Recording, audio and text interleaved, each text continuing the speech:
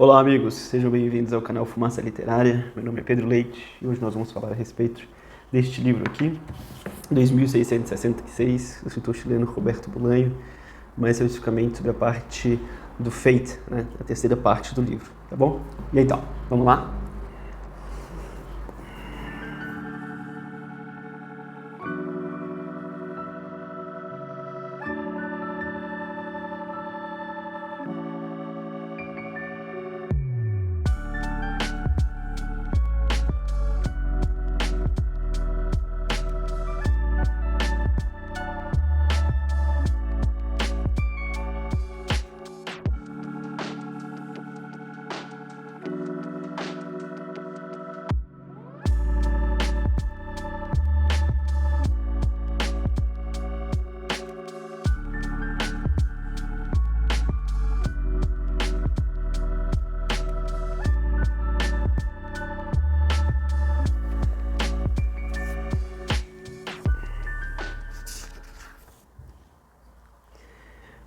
Quando tudo começou, pensou, em que momento afundei?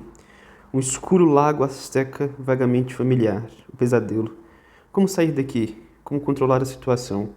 E depois outras perguntas. Queria mesmo sair? Queria mesmo deixar tudo para trás? E também pensou, a dor não importa. E também, talvez tudo tenha começado com a morte da minha mãe. E também, a dor não importa, a não ser que aumente e se torne insuportável. E também, puta que pariu, dói. Puta que pariu, dói. Não importa, não importa, rodeado de fantasmas. É assim que começa a terceira parte de 2666, do escritor chileno Roberto Bolanho, mais especificamente a parte de Fate. Então, essa partezinha aqui, não sei se vocês vão conseguir ver. Aí está. Para quem tiver interesse, né, e caiu aqui de paraquedas, eu tenho os outros vídeos, vou deixar aqui o card listado para vocês darem uma acessada se quiserem ver. Né, onde vocês podem ver um vídeo, uma resenha que eu faço das outras partes, né, tanto a segunda parte quanto a primeira parte, né, a primeira parte que é a parte dos críticos e a segunda parte que é a parte de amalfitano. Como eu já falei nos outros vídeos, cada uma das partes deste calamaço e talvez a obra-prima aí do Roberto Bolanho é autônoma, é independente, né, podem ser lidas de forma independente, não é preciso ler uma para depois ler a outra, você pode simplesmente escolher a parte que você quiser ler e ler, porque elas não são, digamos que uma não é a continuação da outra, né? Todas estão imersas dentro de um mesmo universo, mas é um universo que está constantemente ali pulsando e em movimento, e elas não são necessariamente uma continuação da outra, né? São dentro de um mesmo universo e elas se interconectam em alguns momentos, mas os personagens às vezes saltam de uma história para outra, né, como é visível, mas as histórias são independentes, né? Então, eu já fiz o vídeo da primeira e da segunda parte, hoje eu quero falar sobre a parte do Fate, né? A parte do Fate é uma das partes assim que eu acho mais interessantes, apesar de no começo não assim, a primeira vez que eu li o livro e as minhas primeiras impressões acharem que talvez fosse uma parte um pouco solta na obra, uma parte que não tivesse tanta importância, não casasse assim. Mas hoje eu acho assim, uma das melhores partes, uma das partes mais intrigantes e com mais coisas a serem descobertas e escondidas ali. Não é isso porque o Roberto Bolanho esconde tesouros ao longo de toda a obra dele, né? Ler o Bolanho é sempre estar assim, com uma caça ao tesouro, né? Sempre possível encontrar coisas interessantes escondidas ao longo da obra. E às vezes o livro te deixa uma pergunta e você só vai encontrar a resposta em outro livro, né? Isso porque as obras do Bolanho, quase todas, são dentro de um mesmo universo, dentro de um mesmo, como que eu poderia dizer? Um universo literário, né? O Bolanho cria um universo e os livros eles dialogam de certa forma uns com os outros, né? E a parte do Fate é uma parte enigmática, assim, pelo menos no começo, mas depois as coisas vão se desencadeando, assim, e se torna uma das partes que eu acho que há mais tesouros escondidos, né, que podem ser achados. A parte do Fate, então, é sobre um jornalista, né, justamente Fate é o seu nome ou o seu apelido, é seu apelido, né? O nome dele, na verdade, é Quincy Williams, Ele é um jornalista de Nova York, que trabalha numa revista ou no jornal, acho que no Harlem, no Brooklyn, não sei, mas é um jornal só de afro-americanos, né? O Feito, inclusive, é um homem preto, é um homem negro, afro-americano, e é muito interessante, porque ele é um escritor da parte da seção de cultura, de sociologia, filosofia, essa parte mais cultural da revista, e ele acaba tendo que cobrir uma luta de boxe no México, né? Então ele acaba indo para o México cobrir essa luta de boxe. E aí que entra toda a história, né? Porque ele vai justamente para Santa Teresa, que é a cidade fictícia do livro, né? Que é uma cópia assim de Ciudad Juárez, que é uma cidade na fronteira com o México, entre o México e os Estados Unidos. E ele acaba indo para lá, então cobrir uma luta de boxe. Então tem muito isso, né? Da luta de boxe, essa paixão pelo boxe que o Bolanho tem desde pequeno. Então você vê ecos do pai dele aqui, né? Você vê ecos de quando ele via o pai dele acompanhando as lutas de boxe. E indo lá para essa cidade do México, cobrir essa luta, ele vai então se deparar com várias questões, ele vai se deparar com os assassinatos que estão acontecendo ali, apesar de não ter uma resposta, e ele vai se envolver com uma menina que é justamente a filha do Amalfitano, a Rosa. Então ele vai conhecer o Amalfitano, então tem algumas passagens interessantes de entrelaços assim, entre a segunda e a terceira parte. Apesar disso, não há nenhuma referência aos críticos, né? Então os críticos não são falados aqui nessa parte. Mas é muito interessante porque o Feito ele tá nessa investigação jornalística e tudo, mas também tem um pouco de descoberta dele, esse interior, porque o livro, inclusive, essa parte, né, começa justamente com a morte da mãe dele, né, um pouco talvez como O Estrangeiro, do Albert Camus, né, minha mãe morreu ontem, talvez não tenha sido ontem, então esse dilema existencial promovido pela morte da mãe, está ali, né? Tá presente, então a gente tem um pouco disso do Fate. Os personagens com que ele se envolve são muito interessantes. Inclusive um cara que fez parte do Partido dos Panteras Negras nos Estados Unidos, que é uma ficção de um personagem interessante, histórico, mas que é um personagem fictício no livro. E você tem toda essa questão um pouco da discussão da negritude dentro dos Estados Unidos. Eu talvez acho que esse personagem, né, o Feito, seja um personagem um dos personagens mais bem construídos do Bolanho, né, dentro de uma verdadeira ficcionalidade, né? Isso porque os personagens do Bolanho são quase todos feitos a partir de uma realidade, ele parte de uma realidade para construir seus personagens, né? Até o próprio famoso Ulisses Lima e Arthur Belanho, que são os personagens principais do Detetive Selvagem, são uma construção um alter ego dele próprio e do Mário Santiago, que era seu melhor amigo. Mas o Fate é um personagem bem construído e bem interessante. Então a gente tem um pouco dessa discussão da negritude, que é uma coisa que me chama a atenção e é uma coisa que eu acho muito peculiar de ler nos livros do Bolanho e de perceber ali o que ele está querendo falar sobre isso, né? Tentar entender o olhar que o Bolanho está desenvolvendo para essa questão.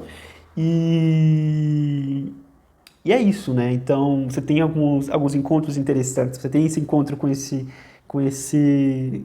personagem que foi muito importante para o partido das Panteras Negras, mas que hoje é um cara que escreve livros de culinária. Então, assim, é muito, muito engraçado essa parte. E tem as melhores partes sobre costelinhas de porco, como fazer uma costelinha de porco. São muito interessantes. Acho que, inclusive, o livro que ele publica, esse personagem, né, das Panteras Negras, 1001 maneiras de fazer uma boa costelinha de porco. Então você tem essa ironia e esse sarcasmo presente no Bolanho, mas também a própria questão da vida palpável, da vida tangível, que tange e que foge das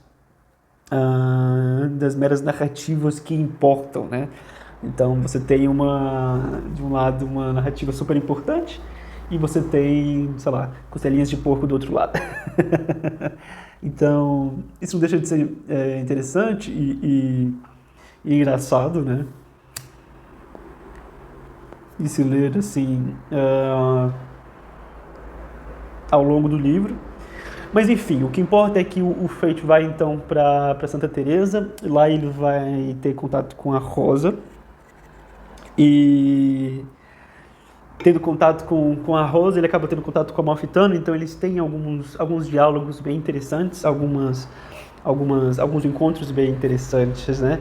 E o Feito acaba tendo também contato, ele se hospeda num hotel lá na cidade de Santa Teresa, e ele acaba tendo contato com outros repórteres que estão ali no México, naquela cidade, para cobrir a luta desse boxeador, que é um peso galo, se não me engano, e ele é a promessa, é a longa promessa do México, é a nova promessa do México no peso galo, e vai ter um combate com um boxeador estadunidense, né?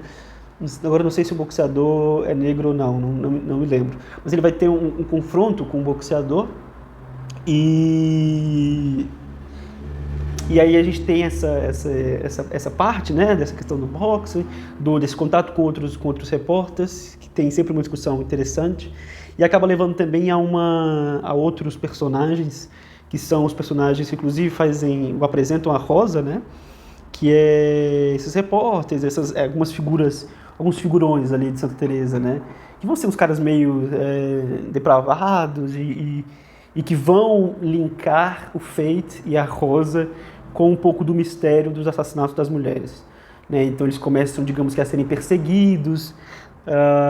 O livro dá uma indicação, que eu não quero falar muito sobre isso para não dar spoiler, mas dá uma indicação de que os caras com que o Fate se envolve ali, aqueles repórteres, aquela sociedadezinha ali, acaba tendo uma relação com os assassinatos e com quem está cometendo esses assassinatos, né? Com a ala da sociedade que está envolvida nesse mistério. E as coisas seguiram crescendo, né?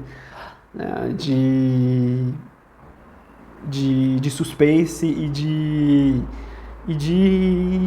thriller mesmo, de que algo vai acontecer, de que as coisas não vão dar muito bem ali, né? Com o envolvimento do Feito com a Rosa e com uma amiga da Rosa, inclusive, que também se chama Rosa. Acho que é a Rosa Mendes, que se envolveu com um cara, termina com esse cara, e esse cara é meio psicopata, né? Então tem toda essa questão ali, que está em rebuliço. Além disso, o Fate, no hotel que ele está hospedado, ele acaba conhecendo uma jornalista que está na cidade de Santa Teresa para investigar os assassinatos, e uma das poucas repórteres interessadas no assunto, né, em investigar, em descobrir o que está acontecendo, e uma das poucas repórteres que tem acesso ao principal suspeito dos crimes e que está preso, que é um alemão alto, muito alto, deve ter, sei lá, 1,90, 1,95, loiro, né, de olhos azuis, tipo um alemão típico assim, e que faz muito lembrar o Archibald, né? Então a gente, quando está lendo, a gente já faz logo essa ligação. Pô, será que o assassino é o Archibald? Que é o escritor que os críticos estão procurando na primeira parte, né? Mas é isso, ele é o principal suspeito do crime, não se fala muito bem o porquê, vai se falar mais à frente, na parte dos críticos, mas ele é o principal suspeito, ele está preso já há algum tempo, e essa jornalista consegue entrevistá-lo. E ela convida o Fate para ir com ela, porque ela tem medo, né? Ela está receosa de ir sozinha entrevistar esse cara, que é o suspeito de cometer não sei quantos feminicídios, não sei quantos assassinatos, né? E ela está receosa de ir sozinha e convida o Fate para ir com ela. Então eles vão ter o livro, essa parte termina justamente com o Fate e a Rosa fugindo dos prováveis envolvidos ali nos crimes que estão acontecendo e indo entrevistar o principal suspeito de cometer os crimes, né?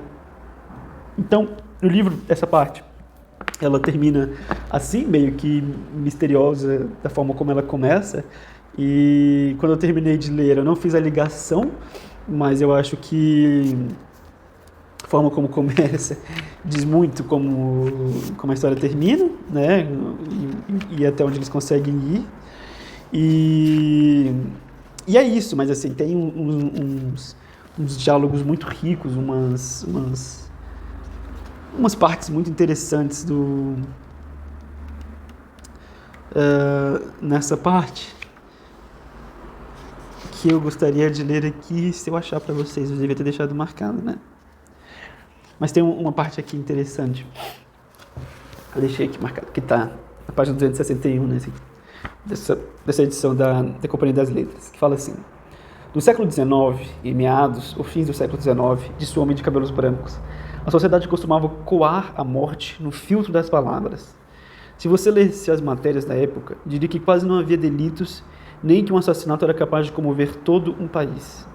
Não queríamos ter a morte em casa, em nossos sonhos e fantasias. Mas é um fato que se cometiam crimes terríveis, esquartejamentos, estupros de todo tipo e até assassinatos em série. Não há dúvidas, a maioria dos assassinos seriais não era capturada nunca. Basta pensar no caso mais famoso da época. Ninguém nunca soube quem era Jack, o estripador. Tudo passava pelo filtro das palavras, convenientemente adequado ao nosso medo. O que faz uma criança quando tem medo? Fecha os olhos. O que faz uma criança quando vão estuprá-la e depois matá-la? Fecha os olhos. Também grita, mas primeiro fecha os olhos. As palavras serviam para esse fim. E é curioso, porque todos os arquétipos da loucura e da crueldade humana não foram inventados pelos homens desta época, mas por nossos antepassados. Os gregos inventaram, por assim dizer, o mal. Viram o mal que todos levamos dentro de nós. Mas as testemunhas ou as provas desse mal não nos comovem mais. Nos parecem fúteis, ininteligíveis. A mesma coisa pode ser dita da loucura. Foram os gregos que abriram esse leque. E, no entanto, agora esse leque não nos diz mais nada. Você vai dizer, tudo muda, não há dúvida, tudo muda. Mas o arquétipo do crime não muda. Mas os arquétipos do crime não mudam. Da mesma maneira que nossa natureza tampouco muda. Uma explicação plausível é que a sociedade naquela época era pequena. Estou falando do século XIX, do século XVIII, do século XVII. Claro, era pequena. A maioria dos seres humanos estava além dos muros da sociedade. No século XVII, por exemplo, em cada viagem de um navio negreiro, morria pelo menos 20% da mercadoria. Quer dizer, da gente de cor que era transportada para ser vendida, digamos na Virgínia. Isso não comovia ninguém. Nem saía em manchetes garrafais dos jornais da Virgínia. Nem ninguém pedia que enforcasse o capitão do navio que os tinha transportado.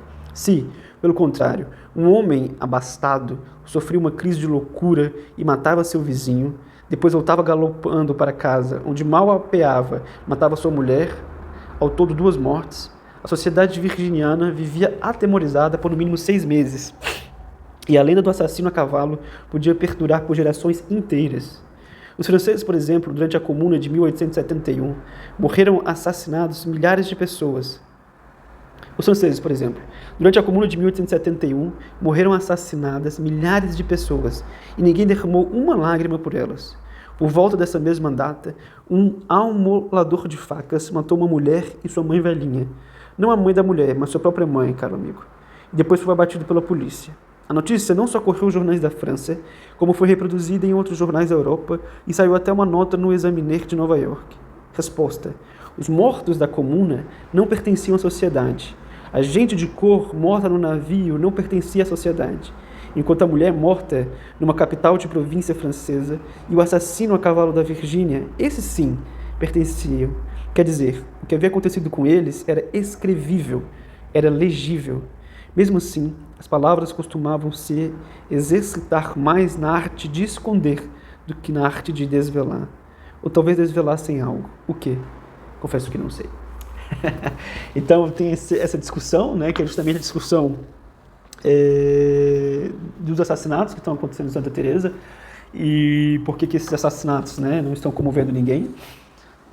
Chega a ser acho que 200 ou 300 mulheres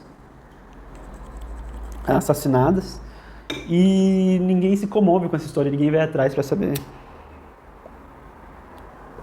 qual é a razão disso, né? As pessoas continuam vivendo normalmente e dezenas, centenas de mulheres estão sendo estupradas, né, violadas e assassinadas.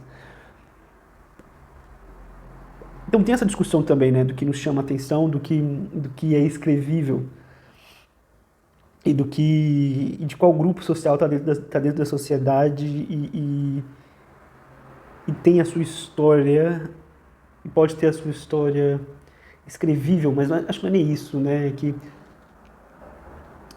qual grupo torna importante escrever a sua história, né?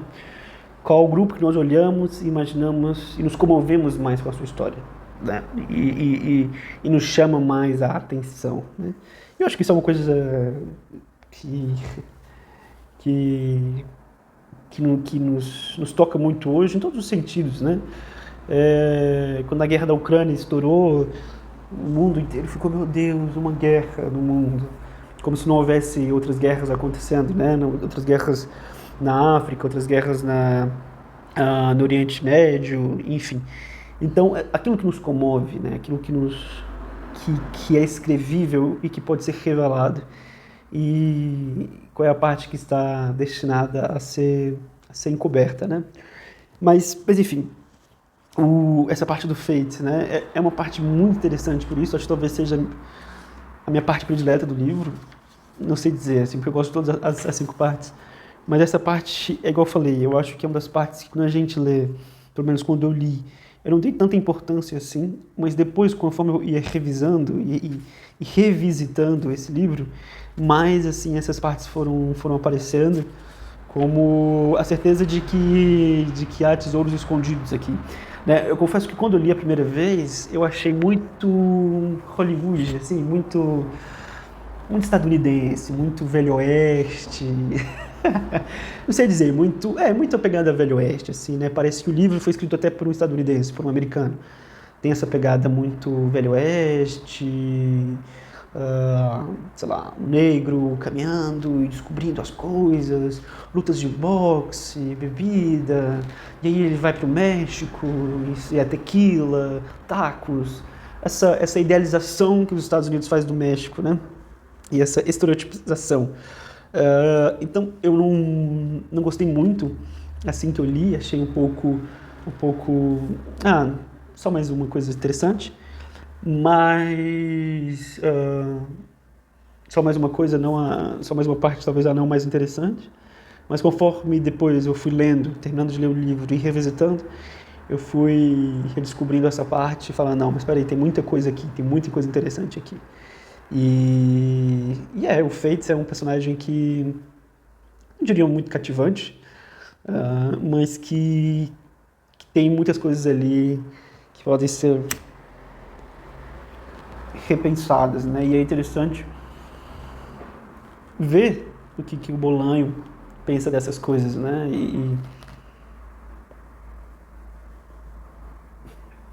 E fala dessas coisas, né? E é isso então, meus amigos. Um abraço apertado, permaneçam em paz e bem. Vou ficar aqui com o meu cachimbinho, fumando aquela misturinha que eu já falei pra vocês. Tá aqui, inclusive. Misturinha inglesa. E em breve sai, então, as outras partes de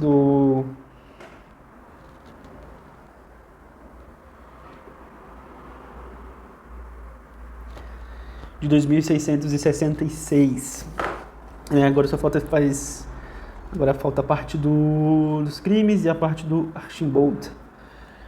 E aí a gente vai ter terminado esse livro incrível do escritor chileno Roberto Bolanho, que vale muito, muito a pena ler.